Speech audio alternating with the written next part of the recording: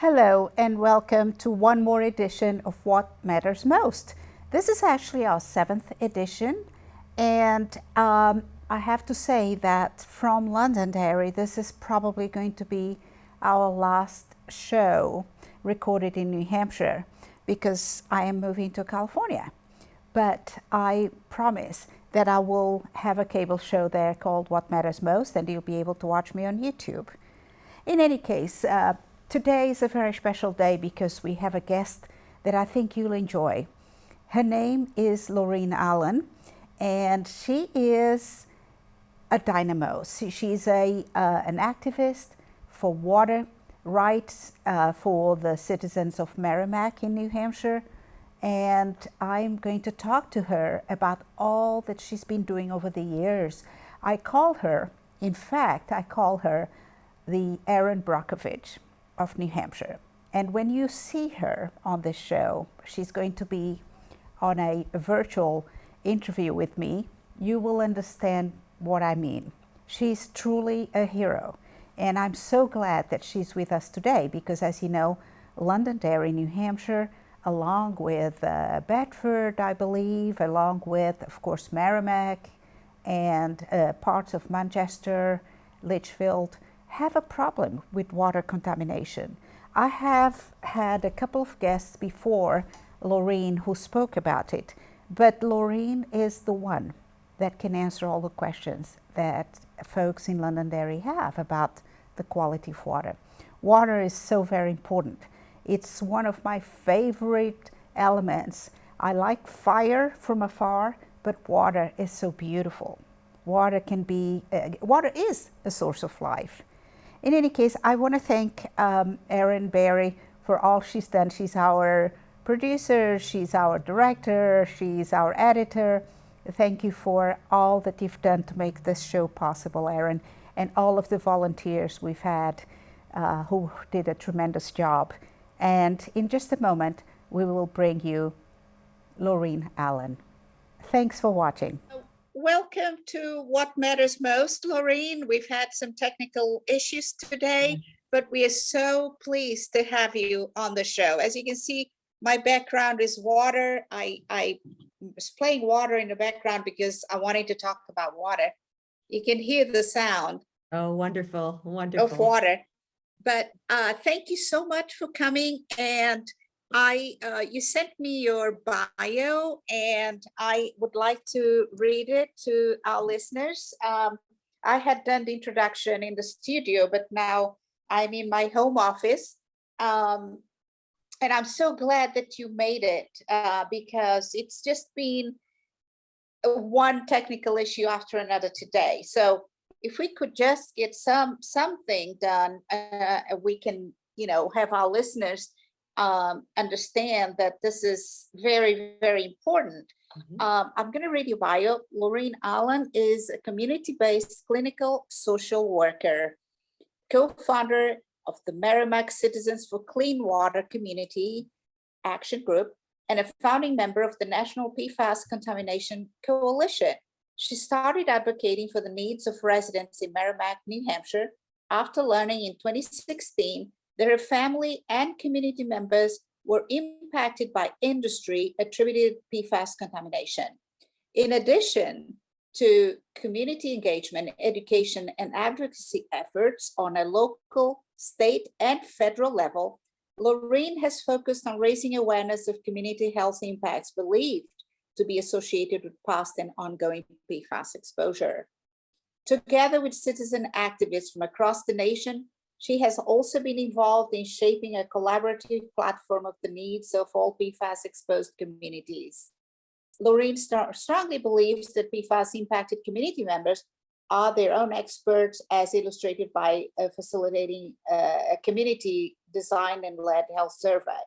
The co-authored paper of the process has been published in the journal Environmental Health. Thank you, Laurene. I can't say enough about my admiration for you. You are what I call the Erin Brockovich of New Hampshire. And, as you know, I live in Londonderry, and I am so interested in knowing, first of all, thank you and welcome to the show. what is the latest on the water contamination, which has affected so many communities, including Londonderry? Well, the latest is a deal is being made between the Department of Environmental Services and Saint-Gobain to get private well owners connected to clean and permanent solutions for safe drinking water. So that is in the works right now. It's challenging. It's not complete. You know, the goal of any industry and corporation in this nation is to reduce their liability. It always is. That's just the way it is. So there's that tension always between what corporations are willing to do and what the state asks them to do. So that's in the works. But you've done so much. You know, the communities affected are Merrimack, Bedford, Londonderry, Litchfield, a bit of Manchester also, I understand. A bit of Hudson, and also we never talk about the other direction towards Amherst and the other end of Merrimack. There are homes impacted there also.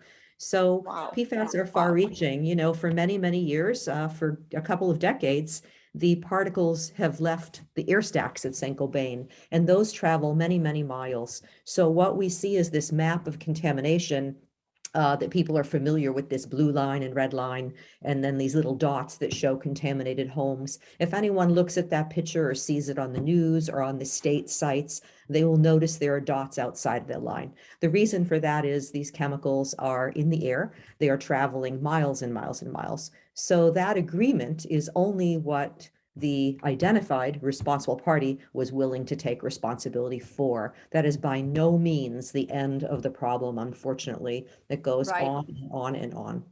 It is enormous. And how do we break it down to a citizen that says, well, my well was tested and the levels are high. What can they do? You know, I understand that you've lobbied the federal government, the local, you know, the state government. What is available to the citizen as a remedy for the situation? Well, I think people have this reaction of how did this happen and why should I have to pay for it? And why am I impacted and why was this even allowed? That's the typical response, and it's anger and it's outrage. And then comes some fear, and then comes some stress, and then this concern over health conditions that people observe. And then they say, oh my gosh, could it have been the water? So we cannot just turn to the regulatory bodies to save us because they are way behind. These chemicals have been in use for many, many decades. So in the meantime, we have to protect ourselves. So while there are some That's why they call the forever chemicals. They are dangerous. Yes, they bioaccumulate, which means they don't break down in the environment and in our bodies. What we see in blood serum tests, what we also see, it's very troubling in breast milk of mothers in areas where they have had exposure to these chemicals, their breast milk will be 3 times what their blood serum is. Now think about that. That's pretty horrible. So the body of the mother is trying to excrete these chemicals because it just can't do that. And it will do it through breast milk, which is going to give exposure to a small, vulnerable baby who has also had in utero exposure. So the issue with these chemicals is they're in a class of what we call endocrine disruptors, and amongst other things. So they alter development. So at any stage, but in particular in utero and pre-puberty and ages where kids are kind of, you know, turning from, as I call it, tadpoles into frogs. So that's when you see real disruptions. And in adults, it goes on and on and on. So with I think cancers. Different types of cancers. Yes, cancers, you know, this is not that you drink a glass of water for a week and boom, the next month you get cancer. The issue is it takes a while, you know, things in your body that are disrupted, your cells, your T and B cells, and all kinds of functions in the body. Your body is amazing. It tries to keep everything healthy, but over time, these chemicals are very unnatural. The body was not made to deal with toxic chemicals. So we have to these polluters. Right. These polluters are unbelievable. I was looking at this magazine, and this is a 2019 edition, and what I saw was some kind of reference to the state of New Hampshire suing a number of polluters. It's not just Saint-Gobain, it's a bunch of other polluters that are involved in this. And this is from 2019, and I don't understand how it's been going on for so long.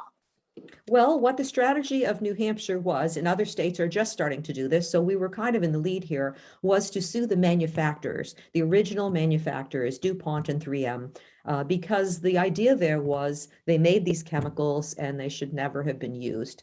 So that's a strategy. So eventually they will probably get a settlement agreement and they will have a good sum of money to put into funds that properly will hopefully will go back to communities. But that doesn't stop our exposure. So that's the state's way of dealing with recouping some of the costs because they've spent tremendous costs in testing and resources have been dedicated to this, and they will for years and years and years. This isn't going to go away. And we're doing this in two parts. We've had some technical problems, but you still have 5 minutes. What made you get interested in getting involved with this? I know you've been a long time Merrimack resident. Yeah. What is it that made you feel like this was an important thing? Because the show's called What Matters Most. So, well, in the work that I do as a clinical social worker, I work with families, I work with complex clients. As a therapist for 25 years, our observational and listening skills are pretty heightened. And at the information meeting back in May of 2016, I heard a lot of people who were very concerned. They were coming up to a microphone and they were asking questions, and no one could answer their questions. They were revealing and self-disclosing health issues that New Englanders do not do. There was older people talking about multiple health combinations in their households, from cancers to young people who had thyroids removed, and many, many, many issues. And I was hearing a pattern and I was getting really outraged. And I felt that here were these people who were bearing their souls basically to the experts, or what they thought was the state leaders, by no means experts on this topic at that point. And people are being very vulnerable at that moment, and they're putting themselves out there in their privacy and talking about family members that they've lost. And the answers are, well, there's no real proof, there's no real research, and we don't really know. And this minimization, not even I'm very sorry for your loss, to the, I'm not going to be too hard on the state. They were not prepared for this, but it was really bothering me. I was listening to these folks and I said, I'm really seeing a pattern here. And I know where all these people live and something is not right. So I started doing my own research. There were like-minded people who I drove them crazy, I'm sure, started meeting at my house a couple of nights every month and delving into research that was out there, all kinds of information about regulatory, about harm from the chemicals, and what are we going to do to be counted? Because we can't just sit back and say, well, these things take time and we're going to have to wait for them to solve the problem. In the meantime, people are continuing to be exposed. It's not okay. So after that meeting, something was really bothering me about the slides they were showing. They seemed really smooth in really minimizing the problem above and beyond. My instinct said something isn't right here. So I went back and looked at the slides after the meeting, and I saw in the corner of the slides this little logo that I blew up, and it was a 3M logo. So in our hour of need, the state needed presentation material to give to residents, and somehow 3M must have come forward and said, oh, we're familiar with this chemical class here. Let us give you these slides. So they used them in a pinch. I think looking back, they probably would have regrets at this point. But in that moment, they said, oh, thank you. They used the slides that were created by the original makers of PFOA and PFAS compounds, which basically said, don't worry about it, you're safe. I was so angry. This was about 12:30 a.m. on a weeknight, it was really in my head that night. I couldn't sleep. And I was so angry. And there was nothing to do with that anger. I realized at that moment, I had no idea how powerful industry is in this nation. I mean, I knew to some extent, but to lie and minimize when they know the harm, to continue to poison and impact people all over the nation, not just here, that is outrageous, absolutely outrageous. So that really, it's the people, the stories I've heard, people who've come forward, talked about their whole neighborhoods, talked about health conditions with no family history, that they see familiar issues in other communities and other neighborhoods, and hearing those stories and the stress that people feel over this, that's what really motivated me. My family, has had some impacts that I'm pretty sure This is at least part of it. Absolutely. I don't speak much about that. That's our privacy. But what I hear from people, and people who have been very sick, who cannot speak, who cannot fight, that motivates me. I look at someone and I hear their story and I say, this is not okay. We need to do It's something not about this. okay. It's not okay. It is a terrible, terrible situation.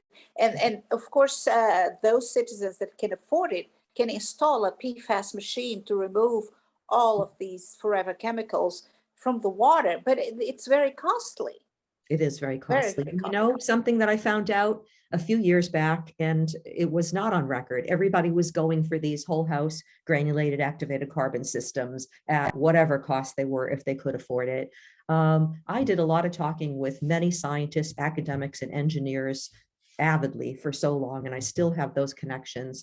And what I found in the research that I did is the granulated activated charcoal, when it is nationally certified, right? They have this thing called NSF certified, which says it's on the market to take PFOA and PFAS out of your water. Sounds great, right? Well, guess what? All it has to do is reduce it to under 70 parts per trillion, which is the Oh, federal wow. health advisory. That's it.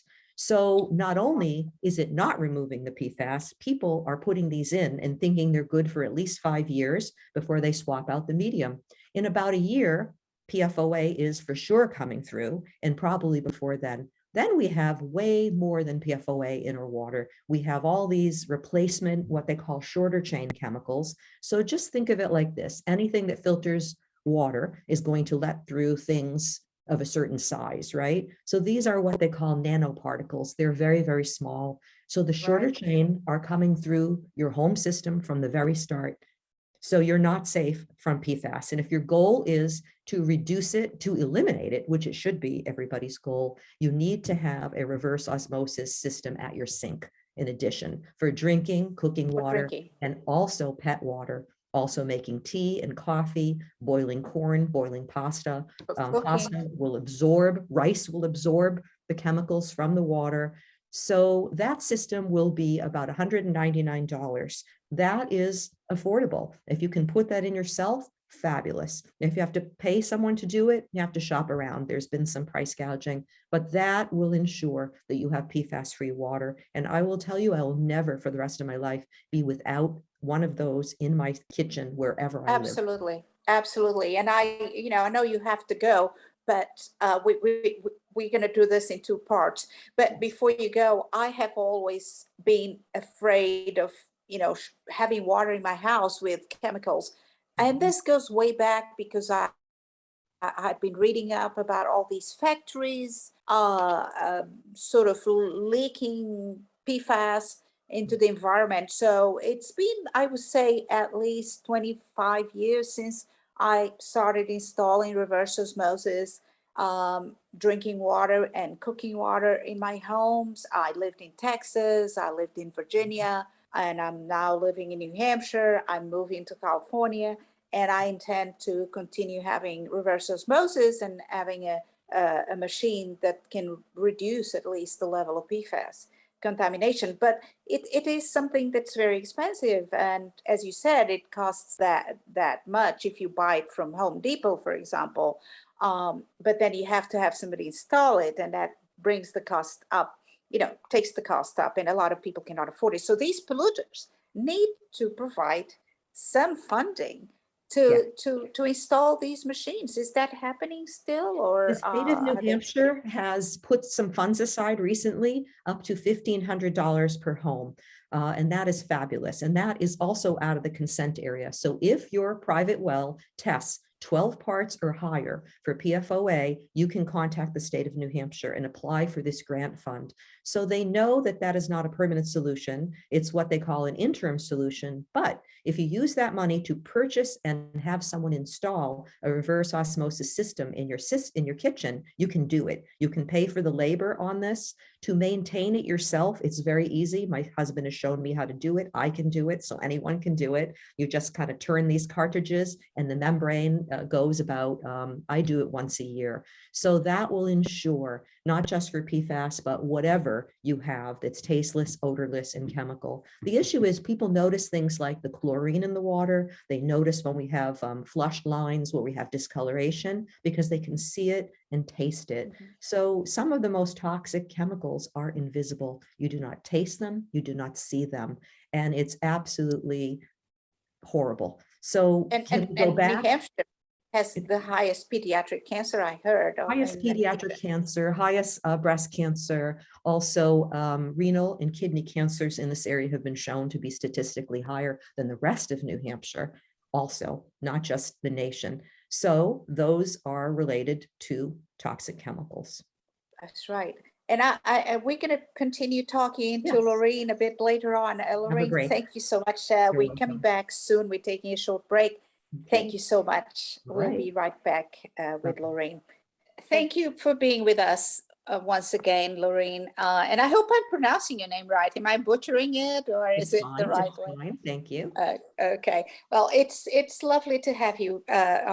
We're addressing the same issue of water contamination as we did in the first part. We're continuing the interview. Could you give us an idea about what a family that lives here in Londonderry or Bedford or Merrimack or the other places, Manchester, and I know that we also have an issue with Litchfield and Hudson. What should the family do to protect themselves at this point, given that there are different messages going around? Absolutely. Well, I think, in New Hampshire, we have a good percentage of our population on private wells. So if you have a private well, you must have your water tested. If the state has tested your water and you have those results, fabulous. If you're on the Saint-Gobain work plan, which is in the consent decree area, fabulous. If you don't know where you are in that map, call the Department of Environmental Services. They will be very helpful to you. So testing the water is first. Then when you test the water, you want to look and see what's in there for PFOA and PFAS and all the rest of these chemicals that are a whole class of them. You will see it, unfortunately. And at any level, I believe that you must protect yourself. So certain people, depending on where you live, are being provided bottled water. But, these folks get this massive, delivery of these gallons and, big packages of water. Where you're going to put it, it's heavy, and it's so much plastic to dispose of. It's absolutely not the solution. So what you can do is you can contact the Department of Environmental Services. They have a brand new grant program that's meant to be an interim solution. It's not the permanent solution, but what it is a $1,500 grant. And that will give you the funds to buy a reverse osmosis system for $200 and pay for the installation and maintenance of it for a little bit. That will take care of everything. So if you put that point of use in your kitchen, cooking water, drinking water, and very, very important to think about what your pets are drinking. We have many, many pets with health issues in this area that are consistent with the research for PFAS exposure, and they're little, and their body burden is going to be there. So stop your exposure. That's what families have to do. First of all, you have to stop this. Drinking water is the number one contributor to PFAS in our body in this area. Across the nation, there's all kinds of things that we can get it from, but in this area, it's the water. It's the water. And I, had a cat that passed away from cancer. He was old, but he drank from the rainwater outside. He loved rainwater, and I gave him water from the well. So you just never know. And I myself suffered, as you know, I'm a survivor of breast cancer. So we just don't know where did that cancer come from. Yeah. We know that the impacts on the immune system, first of all, are severe with PFAS exposure. So if something is going on in your body and something's trying to impact you, whatever it may be, and your immune system isn't working properly, that in itself is going to be a higher risk factor. Absolutely. So I was reading out from the newspaper from 2019, and I saw that the state of New Hampshire had sued a number of companies. There are a lot of polluters, and I am just wondering what happened to those polluters. It seems that Saint-Gobain is taking responsibility and they're doing, trying to do the cleanup. But I wanted to read this, and this paper, the HIPPO, is from 2019. And it says the state of New Hampshire filed 2 lawsuits against companies it alleges contaminated the drinking and groundwater systems in the state through the introduction of perfluoroalkyl and polyfluoroalkyl substances, or PFAS, according to a news release from the governor's office. The suits were filed May 29th against 3M, DuPont, and the Chemours Company, as well as Chemguard Inc., Tyco Fire Products LP, Buckeye Fire Equipment Company, Kittle Fenwell Inc., and National Foam Inc., according to the release. 3M, DuPont, and the Chemours Company were named in both lawsuits. The objective is simple: to hold these defendants accountable for their conduct and the cost in correcting the harm that they have caused. So we were talking about these companies, and you were describing at one point that one of them merged or spun off or something. So 3M and DuPont were the original makers of PFAS chemicals. They created this in the lab many, many decades ago. So Chemours in North Carolina, in Fayetteville, is the spinoff. So DuPont, when this became known in maybe 2014 or so, they realized that this was going to be a problem. They knew years ago that this was liability, and they did a spinoff of this company. So I think it's just to kind of protect the liability. And DuPont went on to do, they separated themselves from this chemical class, and they focused on many other things, including, ironically, creating granulated activated systems and water systems so they could make some profits over all the water filtration needs that they know are across the nation. So the other folks in the list, Kildee and places like that, made AFFF fire foam. So there's 2 types of contamination in New Hampshire. Here, it's industry, and at the Pease Trade Port, it is because of the Air Force many years ago using firefighting foam. So across the nation, we have sites that some are from the AFFF foam, which is PFAS. The number 1 you will see there is PFOS, and manufacturing. Manufacturing, the number 1 you will see is PFOA. And some sites have a combination of both. So the strategy of New Hampshire was to sue the manufacturers of the chemicals, to say, you created this, you put this out on the market, you knew that there was problems with these chemicals, you knew they were harmful. There's evidence that goes back decades showing that they buried it and did it anyways. So the thought from the state is the natural resources are contaminated, the water, the lakes. They list in that lawsuit, I've read that lawsuit, they talk about loons and loon eggs containing PFAS in New Hampshire. It's appalling. You know, our groundwater is all connected, you know, it's a big aquifer. So their premise is they have spent millions of dollars in testing and resources to try to address this problem. They have mapped out testing all across the state of New Hampshire. Of course, as you know, concentrated here and at the Pease Trade Port. Those are the 2 huge areas. Right. But basically, they want to recoup the monies that they've spent, because you know, we would not be spending this money even on a state level if it wasn't for the creation and use and sell of the chemicals. So this is chemical manufacturers, not users. So Saint-Gobain is a user. Saint-Gobain is doing, you know, what they can, but they also are limiting it. From the start, they have very much restricted. They have dragged this out for years. People who are receiving bottled water right now have been receiving water for 2 to 3 years without a permanent solution. 2/3 of them don't have the word yet. A very small amount just received the word of what the solution will be. And, you know, they are home by home scrutinizing, and they're trying to decide, do we have to take care of this or not? And what is the least expensive way to do it? And this is what happens in corporate America. It comes down to the bottom line, right? Protect liability and protect profits at all cost. So no one is really saying we need to do the right thing also. It's just incredible that they caused the problem, and now they're trying to shortchanges the consumers, the citizens that are relying on their private wells that are contaminated. And we also wanted to know about the levels, the testing. You said that the families that are affected, and of course so many are, need to test their water. Now, when there is, you said a 12 part per, Yes.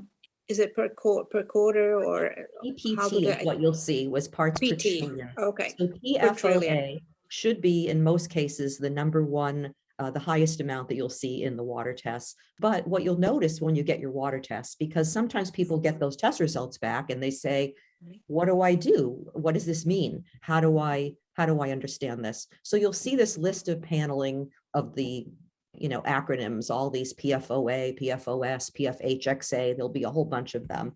And then you'll see all the them. forever chemicals, as Oh they call, gosh, because yeah, it's so hard to get rid of. that's right. And what they do at Saint-Gobain in manufacturing is they use something called PTFE, is Teflon basically, and that coats fabric in film there. So what they do is they get a formulation from the manufacturers of the chemicals, and it's considered a trade secret. So, they're not supposed to tell everybody what it is. But here's the irony: federally in the state, trade secrets are at this point called confidential business information. So anything that a corporation says is CBI is exempt from reporting laws. That's crazy, right?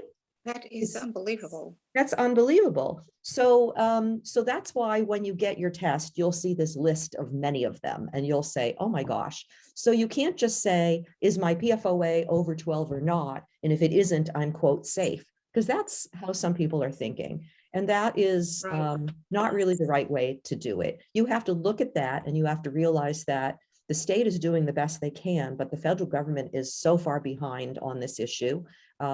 They approved the use of the chemicals in the first place, so that's a sticky problem for them. The Department They must have had, the federal agency must have been full of lobbyists for those companies that were producing the chemicals. They placed themselves in strategic positions so that they could protect them. Yes, that's right. And the Department of Defense used immense amounts of these chemicals. So that's a problem too. We have all these different branches of government that are supposed to work together. But if one takes a strong stand, it kind of implicates another. And the Department of Defense has immense liability, and immense cleanup ahead of them. So it's a problem. But if you look at the list and you say to yourself, common sense says, and do a quick Google search of any of these acronyms that you read, and you will see health conditions associated with every single one of them. There isn't a safe PFAS out there. So add them all together and say to yourself, okay, the total of all these separate ones equals whatever it equals.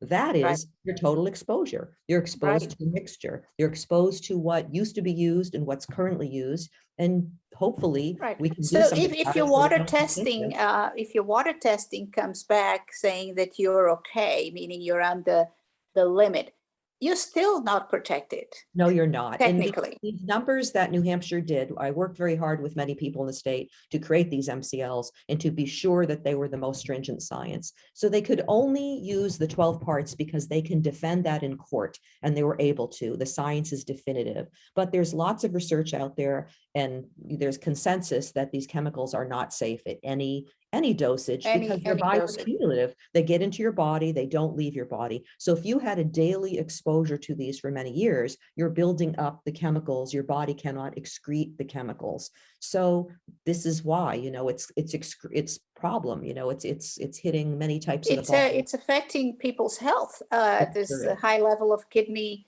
cancer, kidney failure, thyroid disease and thyroid cancers, reproductive health disruptions, issues with premature births, babies, preeclampsia, blood pressure, cholesterol, ulcerative colitis, on and on and on. There's a definitive list, and then there's a list of strong associations. Liver is also a problem, is an endpoint. And when you think about it, if we think about kidneys and bladder and liver and even breast tissue, right? Those are all areas of potential excretion in the body, right? Breast milk, or urination or defecation, whatever it may be. So that's and then there's pediatric cancer, which is the highest in the nation. It's horrendous. I mean, there are 50 states, and New Hampshire is right at the top.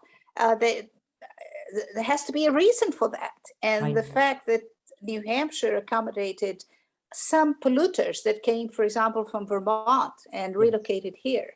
Yes, That's a, Saint-Gobain. that's a problem. Saint-Gobain has 3 facilities.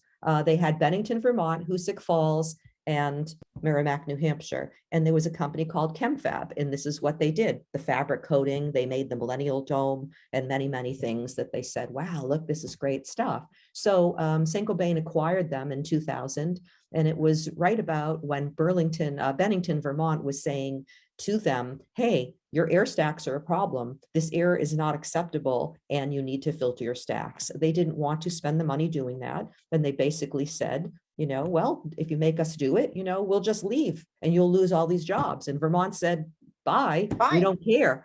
So this is a very old way of thinking, right? Back in the day, this is how corporations polluted and really took advantage of vulnerable communities. They came to vulnerable communities and they said, we're giving you jobs. And everybody said, thank you. So now they have everybody as practically slaves, right? You have a job. Absolutely. And what can you do about it? It's absolutely horrific. So you look at this area, we have a very decent median income in this area. This is not an area that you would think of really is struggling for jobs, right? And now there's plenty of jobs. So they still kind of think that that gives them power. We're lucky because they give us jobs. So here in the Merrimack facility, what they did is they merged the production from Vermont and they added on stacks and they increased production.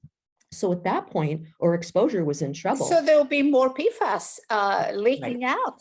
And New Hampshire. And no protections. And here we are, we're one of the states #1 in freedoms, and we count on businesses to do the right thing. So the Department of Environmental Services has a policy of partnering with businesses, but there is reluctance.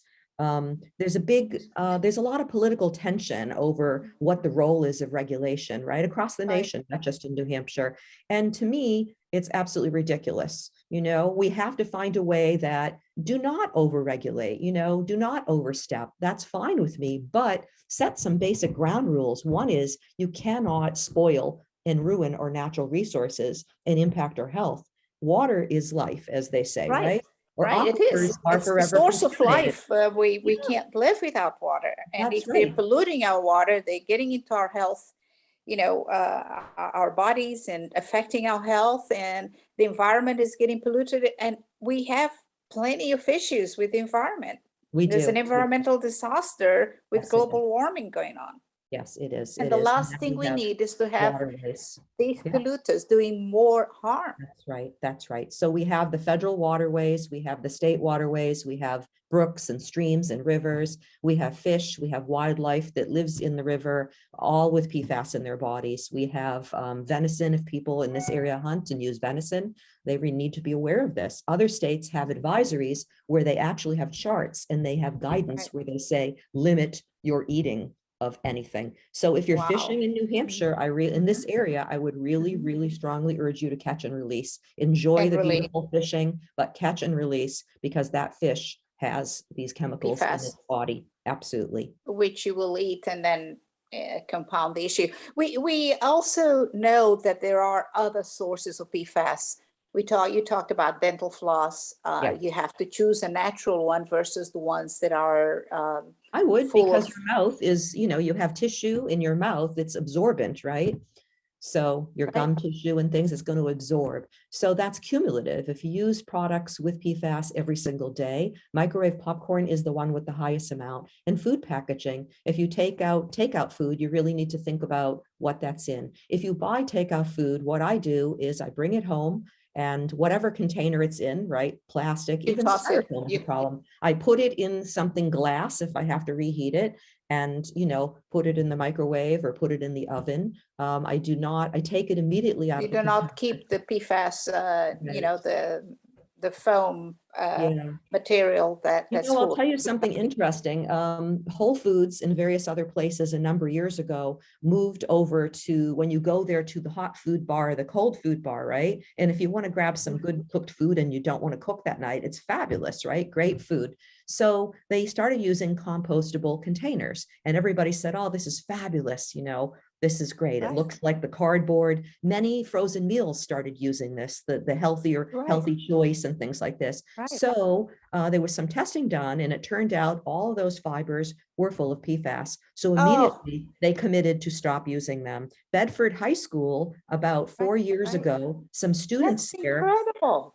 So Right. students at the high school in Bedford went to the school board, and they did this fabulous petition to get rid of styrofoam food trays because styrofoam was bad for the environment. Styrofoam is what they make those Yeah. takeout So containers with. they started using these compostable, heavy cardboardy with fibery looking trays, and everybody was happy. They then found out that they contain PFAS. So then they're going to the landfill. They're going back into, they're either being incinerated somewhere, which is very bad to burn PFAS. They're going into the ground. They're off gassing. So they were appalled. So they went to the manufacturers to find a solution that was PFAS free. So the manufacturers are getting the message in food packaging, and there's Are a they lot. still making PFAS containers?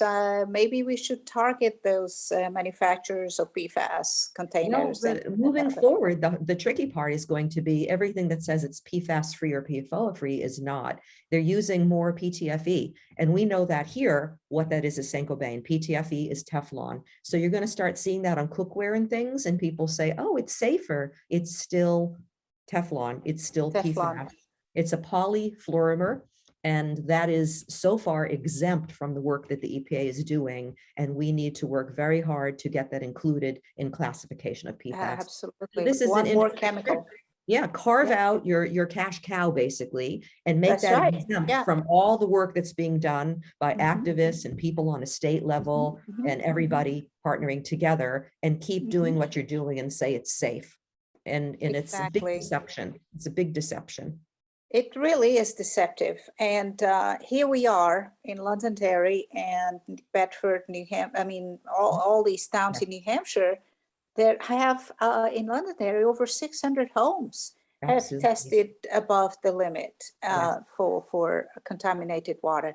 So I really wanted to make this show about water because I am moving to California, as you know. So I'll be making the show in California, but I wanted, before leaving Londonderry, I wanted to leave my neighbors with information about this water issue. And what would you say to somebody who says, well, what can you do? I'm not testing my water. I mean, what are the dangers? I mean, they're putting their families at risk, right? They are. People are concerned about property values also, and property values are not being impacted by this, because when people move here and they say, oh, wait, is there a problem with the water? They're immediately assured that we're working on solutions, and they say, okay, no problem. So that's kind of interesting, isn't it? But that's good. So you can't bury your head in the sand. What you can do is, call the state and talk to them about this. If you are outside the area that they're testing, test anyways. Anyone with a private well should be testing their water in all of New Hampshire, not just here. And then you need to go and demand some solutions. Now, they do have a grant program right now in the state that will, as I said before, the $1,500. That's right. And you can use $1,500 per household. Put it towards a whole house system if you like, but a whole house system alone is not the answer, because it will let through what we call short chain PFAS. That is what is in today's manufacturing. It's not regulated. It's not on the radar at this point, but it's highly toxic just the same. So that's right. And there are PFAS, those are the PFAS removal filters. And for example, Culligan water offers that, and that's what I installed in my home. Absolutely. And I did, in spite of the fact that my water tested below the levels that were considered or deemed dangerous. So once you take all these measures, you apply for the $1,500 through your town? Is it through the it's through New Hampshire Department of Environmental Services, and that's what DES now. Okay. There will be more funds coming in, more programs. Merrimack, for example, applied for some federal money and grant. So people in Merrimack who are outside the area of consent decree can get $3,500. So there's, so your town, people can go to their town and say, hey, check and see what the Merrimack Town Council has done for their program. We want that program here in Londonderry. Right. Demand that, because that is not your money and you shouldn't be paying for this, and it should be fixed. That's right. Your Absolutely. home system is about maintenance, right? So that's the issue there. And unfortunately, you will have to test your water in the future to see how long that medium lasts. For you, you have low levels. That's great. Your medium will last longer. A little bit more, and depending on pH and other water factors, it may not last as long. So that's the So we issue. have to update the machines themselves Yeah, we because do. they We can have to only take change so much the mediums. PFAS. Right, exactly.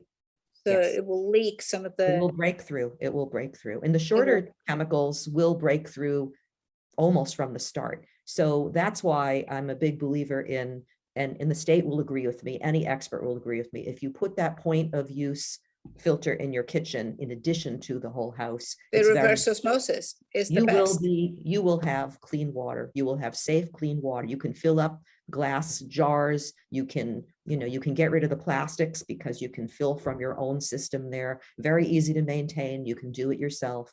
And that's the solution.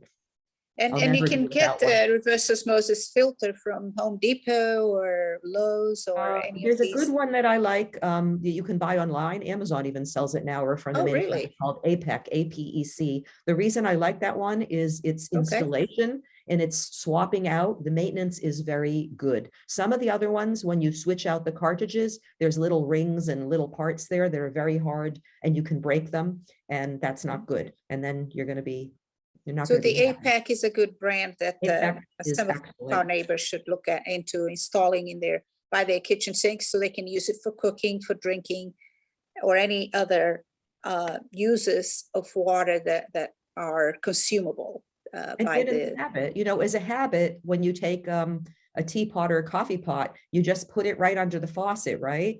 And there your Right. water comes out. We've been spoiled by Right. that. We take this for granted. We know there's That's areas right. of the nation that don't even have water and they really watch it. So to get in Right. the habit of putting it under the other faucet, which goes a little bit slower, the APEC has a really good pressurized tank. The flow is much better than some of the other ones. There was a lot of these tested in the University of North Carolina a couple of years ago, and I followed their research because they wanted to recommend what the best ones were and how they were over the years.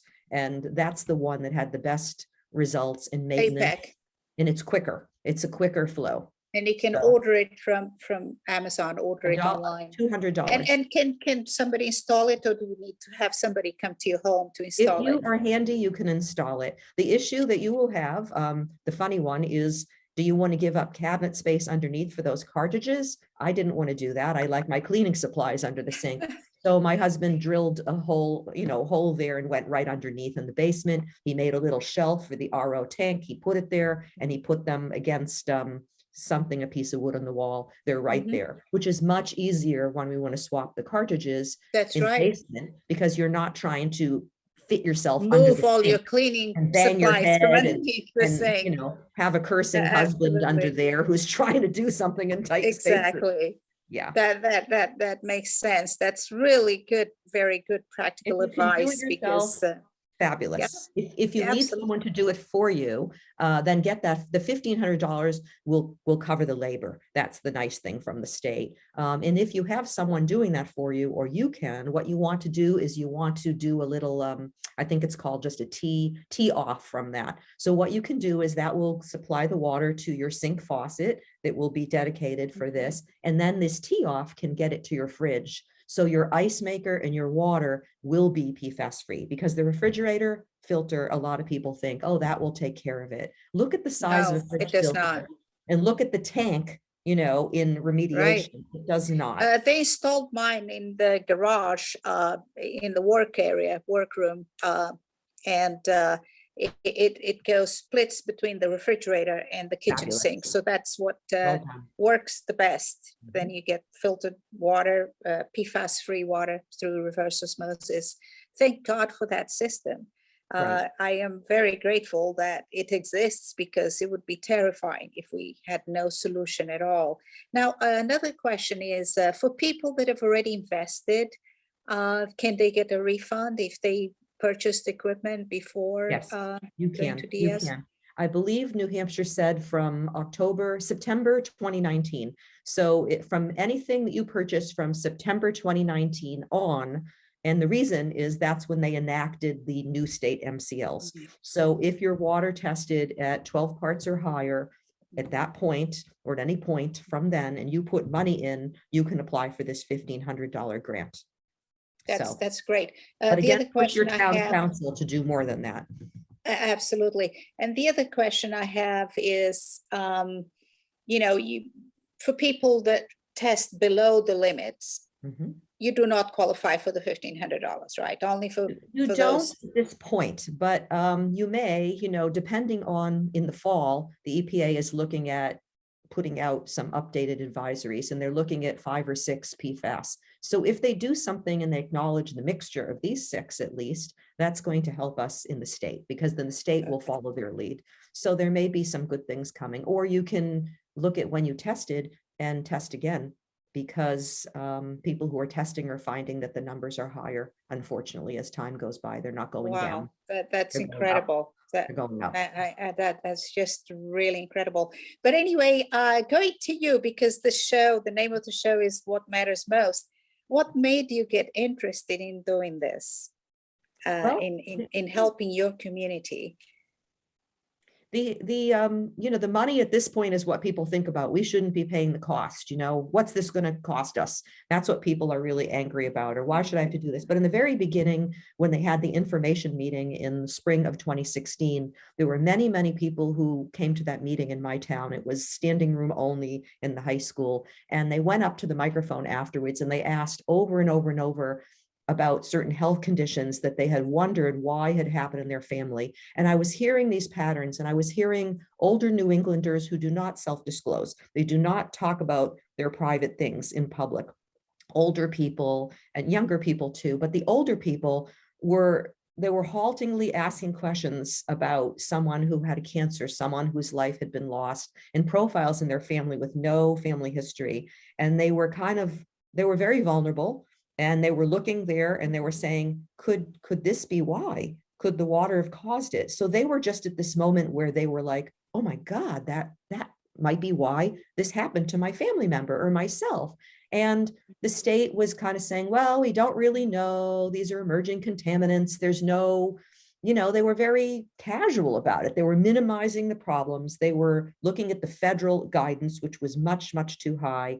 And I was listening to this, and I was really finding myself responding to all the people, their stress, their pain. And I'm a clinical social worker. I work with families for many, many years. And I was really tuning into this, and I was saying, this is not right. These people are not getting adequate answers, and this isn't good enough. This is not okay. People were saying, can I shower in it? Can I bathe in it? Can I water my gardens with it? And they weren't getting answers. Then there were slides that were presented that were very vague. The slides were not adequate. And I was looking up on my phone and I was finding more information than was on these slides. And I said, what is going on here? And then I saw this little logo in the corner of the slides. And I did contact the state about it a couple months later when the light came on in my brain as I started researching this, because the slides that they used in that initial presentation, they have since corrected them. They're doing a much better job, were given to the state of New Hampshire by 3M, the manufacturer of the chemical.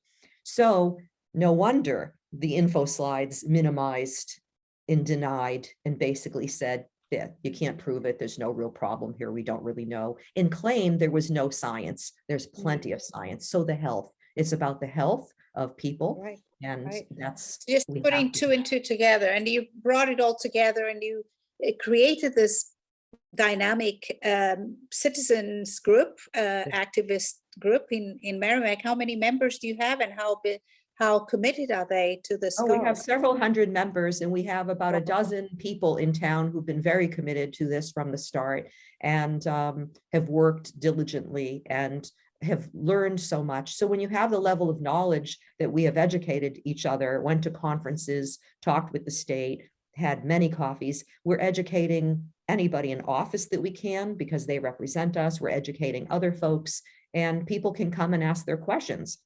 And we have the answers, and we can back up what we say and give you documents and things like this. And you've won your case. I mean, your lawsuit against St. Gobain was successful.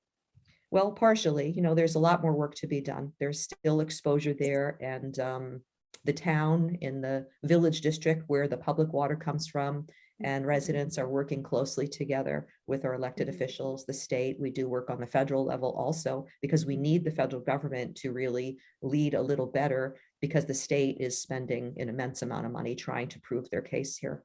That's right. In Londonderry, there is a group called the Londonderry Concerned Citizens for Clean Yes. Water. The group has been active. I'm a member of it, and we're trying to recruit more members to join.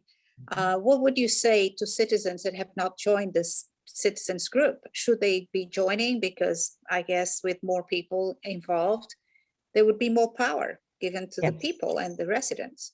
You have to put your voices together. 2 or 3 people making noise is not going to do it, because what happens here is people who are responsible for the harm, they're assessing, they're looking, they're saying, ooh, how many are there? How many people are making noise? This is what happened federally. I'm a founding member of the National PFAS Contamination Coalition, and the Londonderry work group has representation in that coalition at this point on our leadership team. We pulled them in. And I went to DC back in July of 2018, talking to a lot of senators and a lot of House representatives from many different states about how many states, and I was letting them know information in their state when I wasn't even from their state. So at one point, someone looked and said, oh, there are more of you? How many are there? And then politically, his brain kind of lit up, and I said, we have people in 30 states right now, and we all talk together and meet together, and we are working together on this federal, in this federal issue. So they realize, it isn't just a couple people coming and you shake their hand and say, okay, we'll look into this. There are a lot of people A strong who have a coalition. lot of information. The other reason for joining a citizens group, you don't have to be out there. You can just be connected in name only, because this is very stressful. This is not something that Right. you find happens like a natural disaster that's horrible, but you know why it happened, and it will end and life will go on. This goes on and on and on. We need each other. We need each other as a support system. The stress that Absolutely. people are experiencing should not be borne alone. It should not be. Absolutely. And now finally, because we're coming to the end of the show, what advice would you give? The show is watched locally in New Hampshire, of course in Londonderry and Merrimack. People can access it through YouTube, and it's seen all over the world. What is the danger of PFAS globally? It exists in so many countries. It's not just here locally. What would your advice be to the citizen that's watching who's not from New Hampshire? Really find out not just what's in your water, what's being manufactured around you, what's being released, how are toxic chemicals being disposed of, disposal, things like this. You have to be aware that chemical policies in the world are not adequate to protect people. We have what we call a horrible phrase that I learned at some point called sacrifice zones, where there are people who are basically, everyone knows they're being exposed more than other people. Are we willing to leave certain communities and say, oh, well, you guys are just have bad luck, and if you don't like it, move? It's not okay. So internationally, this is a huge problem. These are chemicals that need to be banned. They need to be regulated as a class. They need to be banned. There are other solutions. They're bad news for the planet, for people, for the environment, and our water. When our water is forever I was thinking contaminated. exactly. I was thinking about the big movement against landmines, and landmines ended up being eradicated for the most part. Yes. Because of a very big global movement against it. And I think PFAS belongs in that group of dangers to human health. PCBs were regulated as a class. If PCBs could be regulated as a class, PFAS could be regulated as a class. That's the solution. That's right. Well, I want to thank you for being on this show, What Matters Most. You definitely matter, and you are a leader that I look up to. I said earlier that you are the Aaron Brockovich of New Hampshire, and you are indeed so committed. And thanks for keeping up with this issue. And I really hope that you continue to get the support you need, and that we shall win and get rid of PFAS. Thank you for being on this show. Oh, thank you so much for covering the topic. Absolutely. Thank you, and have a great rest of your weekend. Thank you. Okay, bye-bye. And that was Laurene Allen, interviewed here in our show, What Matters Most. I hope you'll join us next time. And as I said, it won't be recorded from Londonderry. I'll be in California, cool California. Hopefully, you'll be able to watch me on YouTube. Thanks for watching. Goodbye.